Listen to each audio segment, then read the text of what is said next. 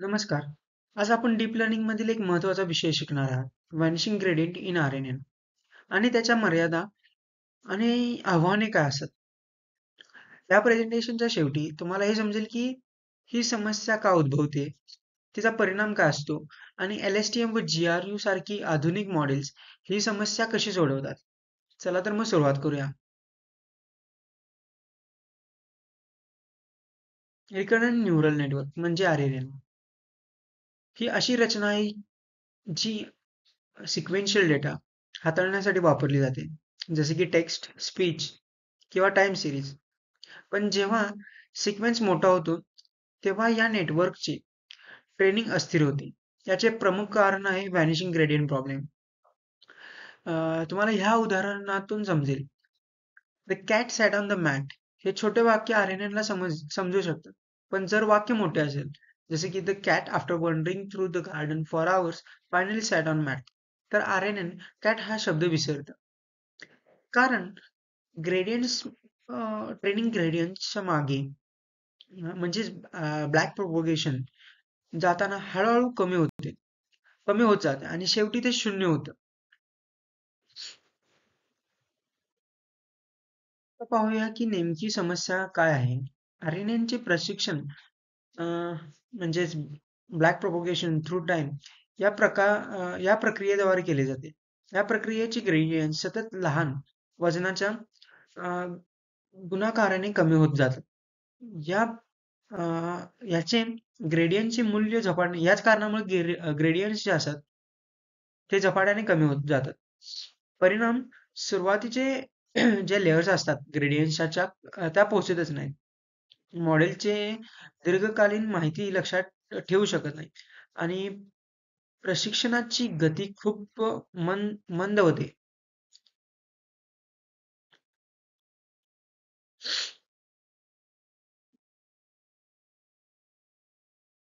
R-N-N खूप मोठ्या प्रमाणात वापरल्या जातात.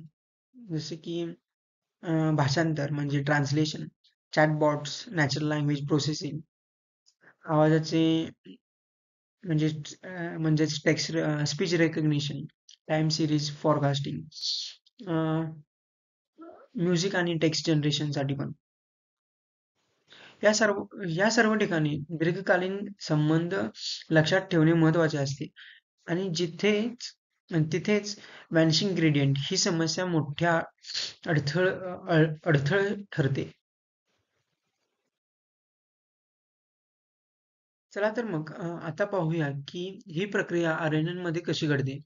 पहिला टप्पा फॉरवर्ड पास. प्रत्येक वेळच्या टप्प्यावर टाइम स्टेप इनपुट XT आणि मागील हिडन स्टेट HT-1 यांच्या सहाय्याने नवीन हिडन स्टेट HT तयार होते.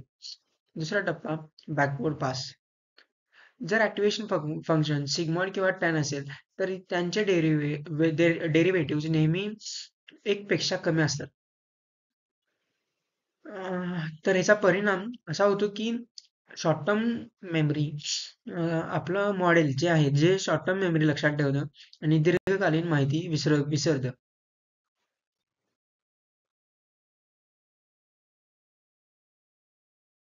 या समस्येमुळेच काही आव्हाने निर्माण होतात.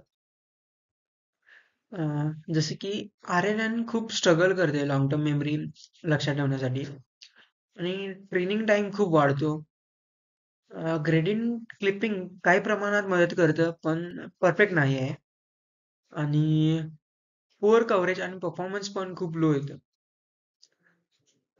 याचे मूळ सोल्युशन्स आहेत LSTM आणि GRU, जे ह्या दोन्हीमध्ये गेटिंग मेकॅनिझम वापरतात, ज्यामुळे ग्रेडियंट्स कायम राहतात आणि दीर्घकालीन माहिती लक्षात ठेवतात.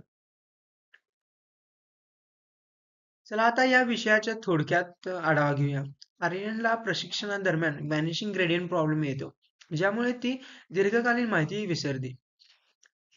ही समस्या लहान डेरिव्हेटिव्हजच्या वारंवार गुणकारणामुळे निर्माण होते. LSTM आणि GRU या रचनांमुळे ग्रेडियंट्स टिकून राहतात आणि मॉडेल दीर्घकालीन संबंध शिकू शकतो. या समस्यामुळेच डीप लर्निंग क्षेत्रात ट्रान्सफॉर्मर्स सारखे आधुनिक मॉडेल्स विकसित झाले.